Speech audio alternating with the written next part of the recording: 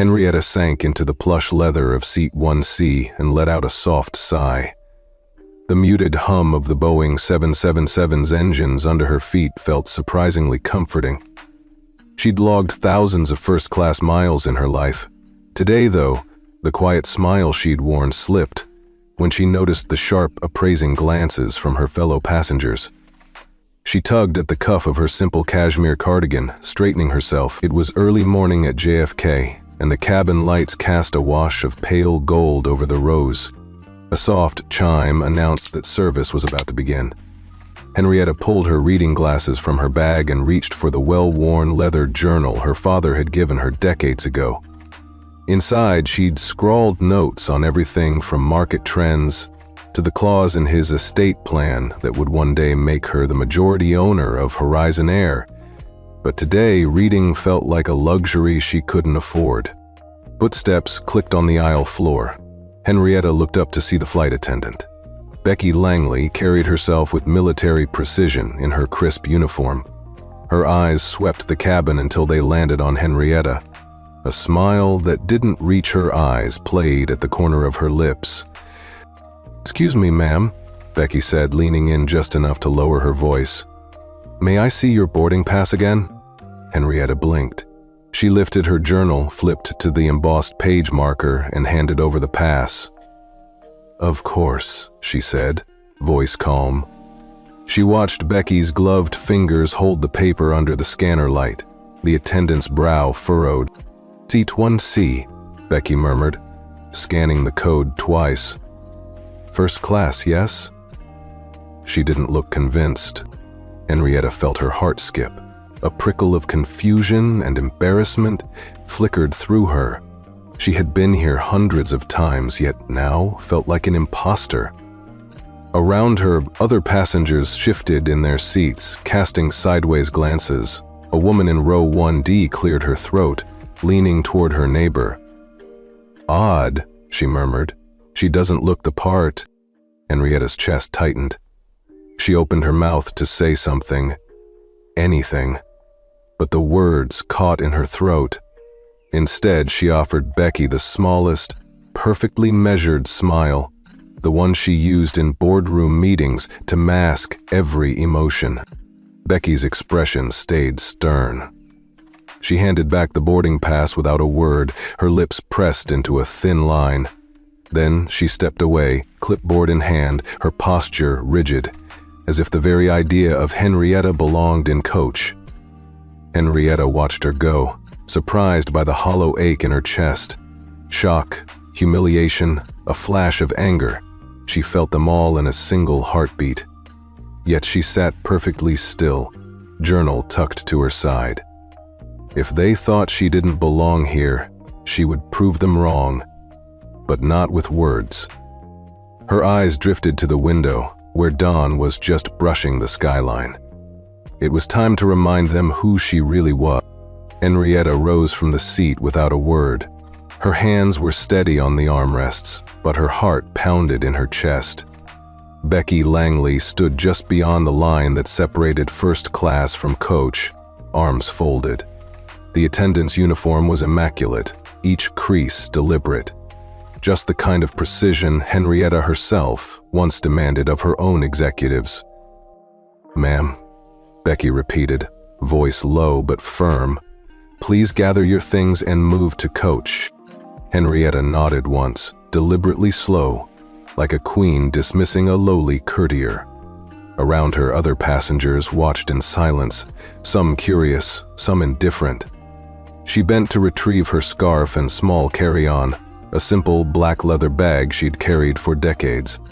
Her hand slipped around the handles, folding her cardigan and placing it neatly into the bag's side pocket. Though her fingers did not tremble, a tremor of betrayal ran through her. She stood in the aisle, suitcase in one hand, journal in the other, and paused.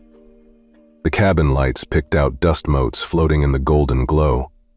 In boardrooms, she'd faced hostile investors, dubious regulators, even hostile takeovers, and come through them all. But this, being shunted out of first class, felt like a surreptitious kick at her dignity. Henrietta squared her shoulders. She could feel the weight of every gaze. A businessman in a sharp suit glanced up from his newspaper and cleared his throat, then looked back down as if he'd seen nothing. A young couple shifted uncomfortably. The hum of the engines felt suddenly louder, magnifying her awareness of each footstep. She started toward the curtain that marked the coach section. Becky stepped aside to let her pass, eyes flicking over her like she were a story in progress. Henrietta offered a polite nod. No bitterness, no pleading, just the unwavering gaze of someone who knew her own worth. Once through the curtain, she felt a pinch of cold air, as if the warmth of respect had been left behind in first class. She turned slightly in the narrower aisle, meeting Becky's eyes for a fraction of a second.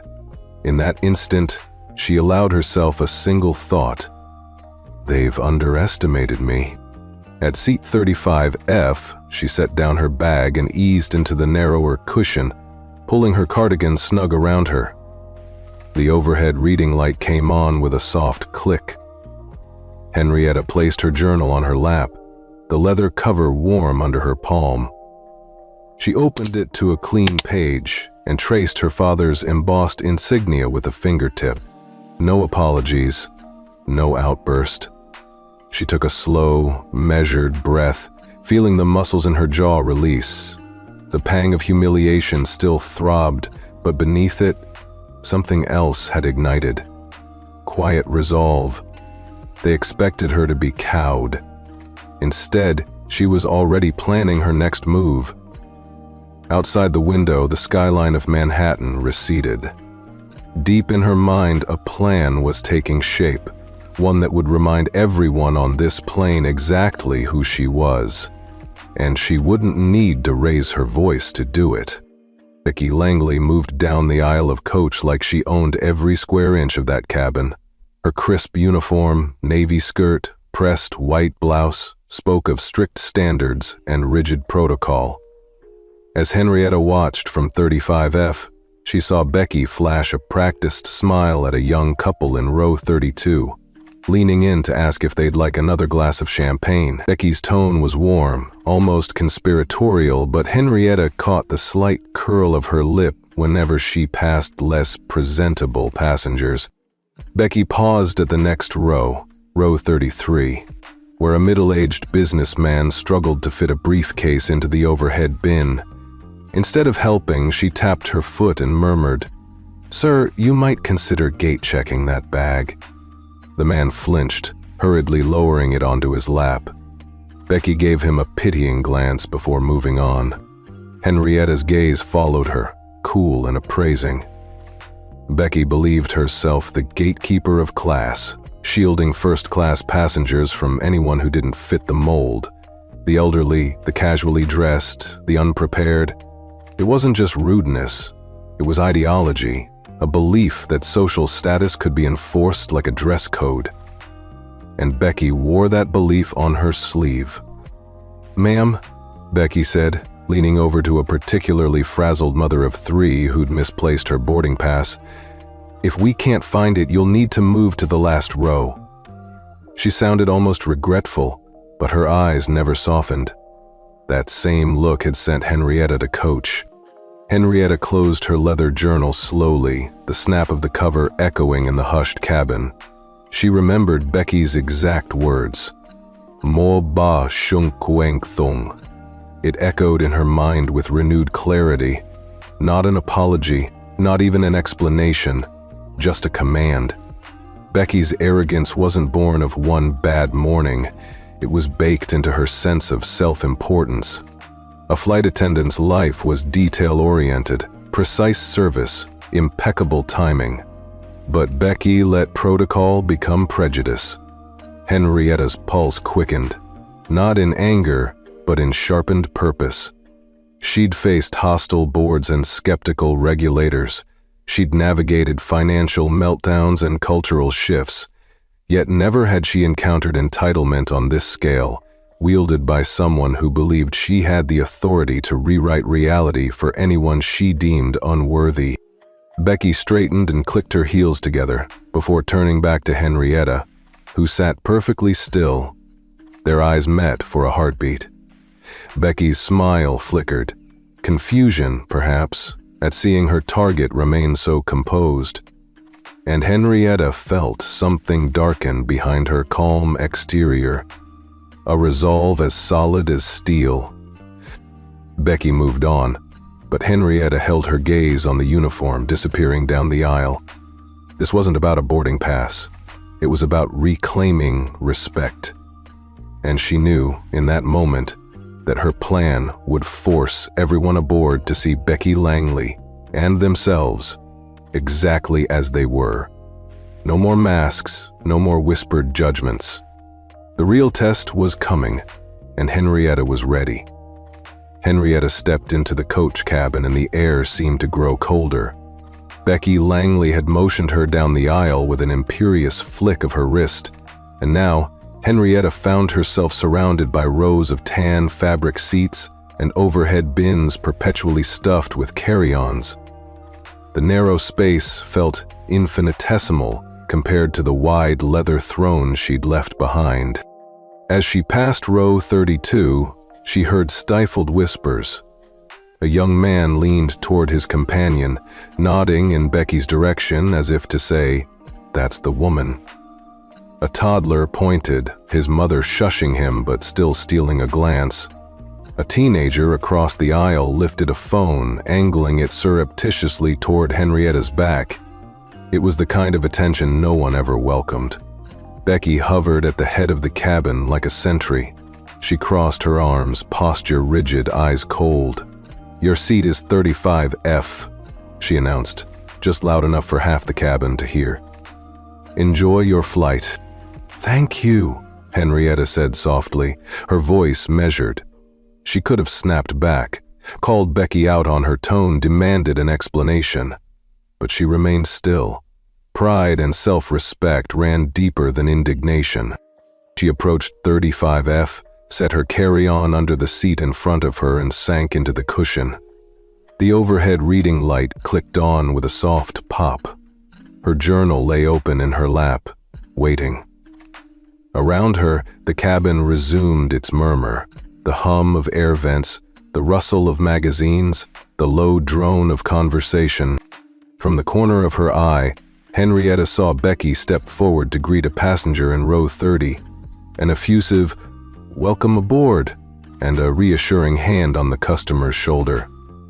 Then Becky pivoted back to the coach cabin, lips pressed in a thin line, ensuring her authority was acknowledged. Henrietta realized it wasn't about one seat, it was a performance of power. She drew a slow, deliberate breath. Her heart thudded in her chest, but she felt no panic, only the calm before a storm. In just a few moments, she'd remind everyone here that power could shift as easily as a page in her journal. But for now, she stayed quiet, letting the discomfort of the moment settle in the minds of everyone around her. A woman 2 rows back clutched her husband's arm, eyes wide, as if witnessing a scandal in real time. A teenage flight attendant, Becky's subordinate, hovered nearby, uncertain whether to intervene. Neither did. The silence spoke volumes. Henrietta closed her journal, the leather cover whispering shut. In that hushed cabin, she sat upright, shoulders squared, exuding calm authority. No one would mistake her for unworthy, because she knew exactly who she was. And when the time came, she would reclaim her seat, her dignity, and her airline. But for this moment, she embraced the quiet shame and let it fuel the next move in her silent crusade. Henrietta shifted in her seat as a low murmur rippled through the cabin. The overhead vents hissed softly, but the real noise came from the rows around her, snippets of conversation that cut sharper than any blade. She glanced up to see a trio of women 2 rows ahead, their heads bent together as they exchanged glances and smothered giggles. One of them, a sharply dressed matron in her 50s, cleared her throat loudly. "Evie, do you think she even paid for that ticket?" the matron hissed, voice barely above a whisper but somehow loud enough for Henrietta to hear. Probably some charity case or a mistake in the system. Her friends tisked in agreement, their eyes dancing with amusement and judgment. Henrietta's chest tightened. She studied the matron's pearl necklace and designer shawl, symbols of status that Becky Langley so zealously protected. For a moment, Henrietta felt the old sting of humiliation, as if everyone on this plane had conspired to erase her achievements with a simple rumor. But she didn't look up. Instead, she closed her eyes briefly, inhaled through her nose, and let the warmth of that breath steady her. Across the aisle, a teenage flight attendant hovered, anxious to step in but clearly torn. The attendant's uncertainty mirrored Henrietta's own. Would anyone stick up for her, or was she truly alone? A small, defiant spark ignited behind Henrietta's eyelids. "So everyone thinks I don't belong," she thought. "Let them watch what happens when you underestimate me." The murmur spread, reaching a retired couple in row 36. The husband shook his head. "That's disgraceful," he said quietly. But he didn't speak up, didn't challenge the gossip. Henrietta felt a surge of sympathy for him, too, for anyone trapped between principle and fear.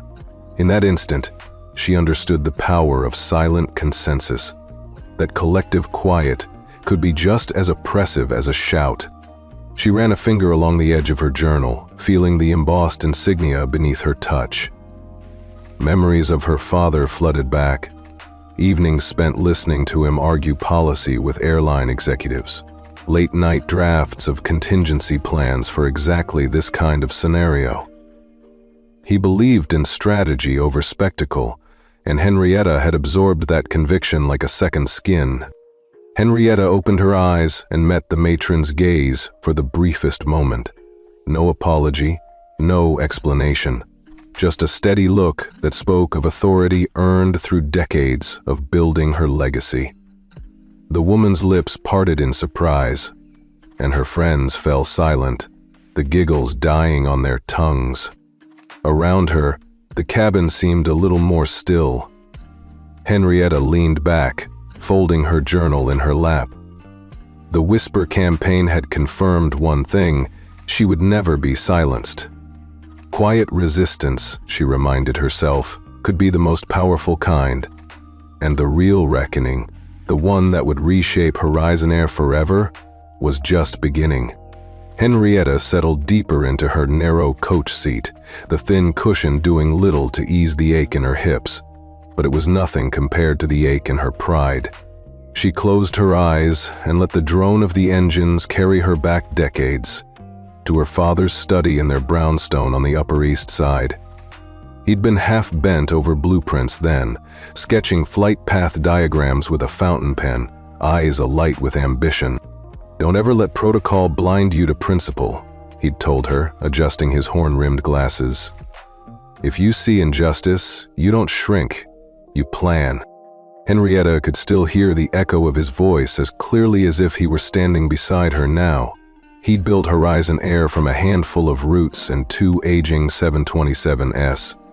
She'd watched him fight regulators, hostile takeovers, even union strikes, always with that same calm determination.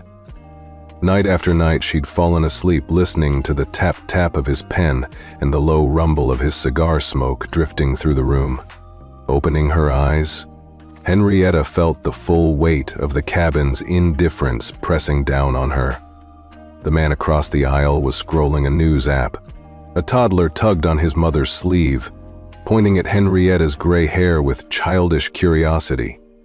Not one person here would guess she'd once brokered billion-dollar mergers from this very seat. Her world had suddenly become so small. But inside, something else stirred, a quiet, simmering conviction that this moment wasn't the end of her story. It was a turning point. She pressed her journal to her chest, its leather cover warm under her cardigan, and thought of the clause tucked inside. A safeguard her father had insisted on, hidden in plain sight, Clause 7A. In the event of ethical breach toward the named heir, ownership transfers without delay. It had sounded dramatic at the time, an insurance policy for an inheritance she wasn't sure she'd ever need. Now she needed it. She placed a hand on the slim smartphone tucked into her bag's inner pocket. Her fingers flexed, remembering the father who built this airline from scratch, whose final gift to her was the power to protect her reputation and protect herself. The betrayal she'd felt when Becky Langley banished her from first class transformed into resolve. Henrietta drew a slow breath, letting the memory of her father's steady hand guide her. The embarrassment of Coach would fade. The sting was real, but temporary. Beyond shame, she felt the surge of purpose, the meticulous strategy her father had taught her, the same strategy that would turn this humiliating detour into a catalyst for justice. She opened her journal, flipped to the embossed page marker, and with a calm, deliberate motion, wrote 3 words in ink: Operation Phoenix activated. The next move was clear, and Henrietta knew exactly how to execute it. Henrietta slid her leather laptop onto her tray table and slipped her cardigan sleeves back to reveal the embossed family crest on its inner lining. Around her, Coach was settling into mid-flight quiet. Readers buried in novels, earbuds pumping soft music, a handful of passengers dozing. No one would suspect this unassuming 74-year-old was about to upend an entire airline. She flipped open the laptop, the glow of the screen illuminating proud lines at the corners of her eyes. A private Wi-Fi network. Her father had quietly funded the installation of a secure satellite uplink on every Horizon Air jet, popped up in the list.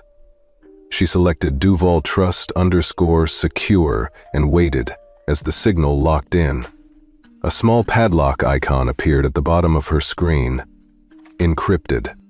Henrietta tapped the icon labeled Operation Phoenix. The clause her father insisted be embedded in Horizon's bylaws decades ago. A pop-up confirmed. Confirm execution of Clause 7A. Transfer 75% of Horizon Air common stock to Duval Trust for immediate control. All pending orders will be honored. She paused, chest tight at the gravity of the moment, then clicked, Execute. For a heartbeat, nothing happened. Then a progress bar slid across the screen. 1%, 15%, 42%. Below it, in smaller text, registry update in process. Estimated time, 3 minutes. Henrietta watched those numbers climb as the plane cruised at 35,000 feet. She felt a quiet thrill. This was her turning point. Flight attendant's trolley rattled by, delivering coffee to a passenger 2 rows up. Henrietta took a sip of water, her hand steady. The world around her was oblivious. A father showing cartoons on a tablet to his young son. A woman scrolling through emails. None of them realized the ownership of this plane, and the entire Horizon Air fleet was shifting right now. As the percentage edged toward 75%, Henrietta closed her eyes and pictured her father's study. Late nights, surrounded by stock certificates and flight logs, a man determined to protect his life's work and his daughter's legacy. She'd never doubted his foresight. Now, she was honoring it. When the bar finally turned green, a notification popped up in bold letters. Control transfer complete. 75% of Horizon Air now under Duval Trust. Henrietta allowed herself a single, satisfied smile. She minimized the window and drafted a brief directive to the executive office. By authority of the new controlling shareholder, effective immediately, all branding assets to begin transition to Duval Air. Interim management team to report directly to Duval Trust. No further seat reassignment without CEO approval. She hit send, then closed the laptop with a soft click. The cabin light reflected off the silver hinge, as if signaling a silent shift in power. Leaning back, Henrietta let the moment wash over her. The indignities of the past 10 minutes, the whispered judgments, the condescending glances, were already fading into memory. They'd underestimated her simply because she sat in coach now. Soon everyone on this plane would know exactly who was in charge. She reached into her bag, took out her journal, and wrote 3 words on a fresh page. Phoenix has risen. The next chapter was about to begin. The alarm bell at Horizon Air's downtown Manhattan headquarters shattered the mid-morning calm like a starting pistol. In the open-plan trading floor, monitors flickered red and flashed urgent headlines. Ownership transfer complete, 75% to Duval Trust. A dozen executives froze mid-conversation. Sarah Nguyen, the head of corporate communications, slammed her hand on the console. "Did you see this?" she barked at the legal team huddled around her desk. A hush fell. The CEO's door swung open, and Richard Hale stormed into the room. Tie loose, face pale, he pointed at the screen. "How could this happen without our sign-off?" On the trading floor, phones rang off the hook. The director of investor relations answered one call. "Yes, I'm aware. No, we don't yet have details. Please hold." He hung up and swore under his breath. In the corner, a compliance officer scrolled through email headers. The subject line read simply, "Execute Clause 7A, sent from an untraceable Duval Trust _secure account." Across the hall, a senior vice president punched in the emergency override code, routing all flight operations channels into lockdown. The intercom crackled. "All staff, emergency board meeting in conference room B at 9:15. Bring your department briefs." As employees hurried past cubicles, murmurs followed them like ghosts. Clause 7A was a contingency for goodwill. It wasn't supposed to be live. How does a 74-year-old board air do this mid-flight? We need damage control. Now.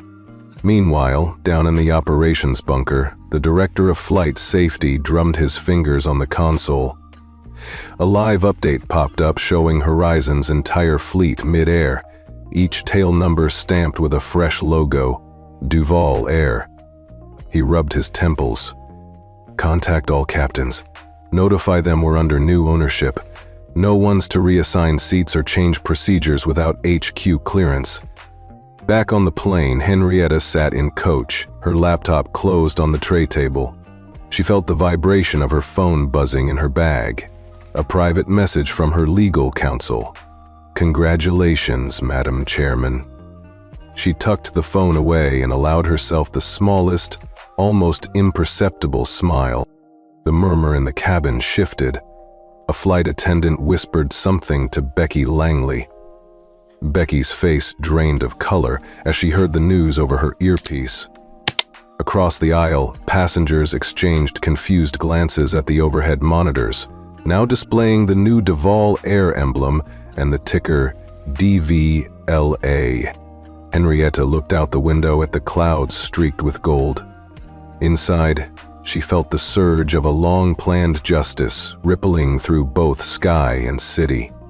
The power had changed hands, quietly, irrevocably, and the world was watching. She closed her eyes, savored the moment, and prepared for her next move. Becky Langley's world unraveled the moment her personal comms unit buzzed. She'd been regrouping with her junior crew in the galley, trying to salvage some dignity after sending a passenger to coach, when the device lit up with an urgent message from corporate. Becky's fingers hovered over the screen, her grip tightening so fiercely that her knuckles whitened beneath her perfectly pressed sleeves. She stepped aside into the narrow passage between the galley and first class, heart pounding so loudly she feared the microphone would pick up each beat. The message read simply, "Becky Langley, you are suspended from duty immediately. Please stand down and await further instructions. Duval Air Legal Department." Miranda. "No!" Becky stood, frozen, as if the words had knocked the oxygen from her lungs. The voice in her head echoed, "You removed her from first class. Now step aside." She swallowed hard, mouth dry. "Becky?" Dennis's voice was low, but it cracked with disbelief. He appeared at the galley entrance, concern etched in his features. "What is it?" he asked gently. Becky forced herself to look at him. The color drained from her face, something between shock and shame. She raised a trembling hand, tapping "Read" on the screen. Dennis leaned in, squinting at the text. His eyes widened. "She's the owner," he whispered, tone a mix of awe and pity. "Henrietta Duval just took control. 75% stake, effective immediately. She's ordering everyone to stand down." Becky's breath caught. "But how?" she managed. Her voice was barely above a whisper, completely unlike the confident command she'd barked just minutes ago. Dennis placed a steadying hand on her shoulder. "You did it," he said quietly.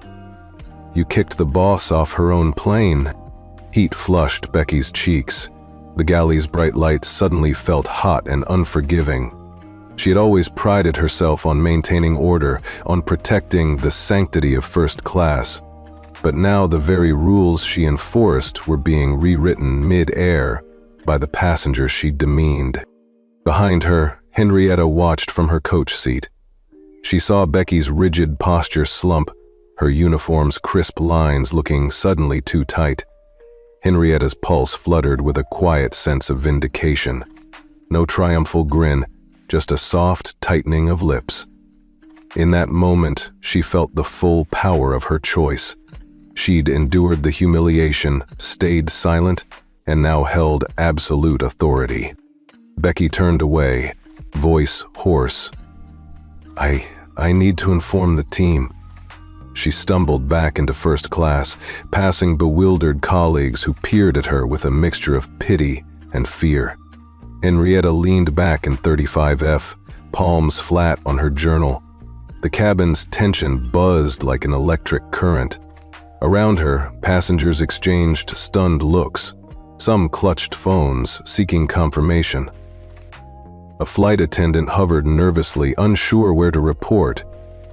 And in Henrietta's chest, there was no rush of excitement, only a calm certainty that justice, once set in motion, could not be undone. The cabin lights dimmed for a moment, and then every personal screen in first class and coach flickered to life with a new logo. Duval Air. The familiar blue and white crest of Horizon Air dissolved into a stylized phoenix rising from the clouds. Gasps rippled through the rows as passengers set down magazines and phones, staring in disbelief. A soft chime sounded, and Captain Harris's calm voice came over the intercom. "Good afternoon, ladies and gentlemen. We'd like to welcome you aboard Duval Air. Please note that this aircraft is now under new ownership. We apologize for any confusion, and we thank you for flying with us." Henrietta felt the hum of her heart beat in time with that announcement, but there was no thrill or gloating in her chest. Instead, she sat perfectly upright in coach, shoulders back, the train of her cardigan falling like armor. She closed her eyes for a fraction of a second, remembering her father's words. Power must be wielded with precision, not spectacle. Then came the soft whoosh of the cabin mic being unmuted. Becky Langley, still dazed in first class, glanced anxiously at her crewmates. A flight attendant leaned toward her headset, whispering, "She's calling." Becky's lips pressed into a thin line. Henrietta rose from 35F with the same measured grace she'd once used to chair board meetings. She stepped through the curtain to the small stage at the front of the coach cabin. No podium, no fanfare, just the hush of anticipation. She tapped the mic once and waited for the static to settle. "Good afternoon," she began, voice steady and clear. "I'm Henrietta Duval, the new controlling shareholder of what was Horizon Air, now Duval Air." A ripple of recognition spread. Today, I activated Clause 7A of my father's legacy agreement to protect this airline's integrity and every one of you aboard this flight." She paused, letting the weight of that statement sink in. Phones pivoted, eyes locked on her, dozens of faces reflecting astonishment, curiosity, even admiration. "Effective immediately," she continued. "Any discrimination, whether by age, appearance, or background, will no longer be tolerated. Our crew is here to serve you, with respect and dignity, and I intend to hold every member of this team and this company to the highest standards." A murmur of applause broke out, tentative at first, then fuller as more passengers recognized the drama of the moment. Becky watched from the galley, arms folded, realizing the power had shifted irreversibly. Henrietta allowed herself a small, satisfied smile. No triumphant grin, just the calm authority of someone who turned injustice into accountability. She tapped the mic one last time. "Thank you for your patience. Now, please sit back, relax, and enjoy the rest of your flight on Duval Air." She stepped back into coach, sliding effortlessly into her seat as the applause settled into quiet approval. In that suspended moment at 35,000 feet, she'd reclaimed her dignity and rewritten the sky's rules for everyone on board. Becky stood at the aisle's edge, hand trembling as she unclipped her silver ID badge and placed it on the seatback tray. No one spoke. Even the engines seemed to hush. 2 security officers approached, nodded curtly, and escorted her down the aisle without a word. Her crisp uniform felt suddenly foreign. As Becky disappeared through the galley curtain, a single passenger, a retired Navy officer, rose and clapped. One by one, others joined in. Polite at first, then wholehearted, the cabin filled with applause, respect rippling toward Henrietta and coach. She offered a small nod of acknowledgement, feeling at once vindicated and profoundly relieved. With a gentle thud, the Horizon Air jet turned onto the taxiway and the seatbelt sign chimed off. Passengers leaned forward in their seats, gathering bags, but Henrietta remained poised, her silhouette framed by the open cabin door. In the quiet that followed, she rose steadily and walked down the aisle, each step measured. She paused at the doorway, offering a small nod. In the front row, a little boy tugged his mother's sleeve. "Mom," he whispered, "that's the woman who owns the airline now, right?" Around them, respectful smiles and whispered approvals spread, a final echo of triumph and hope.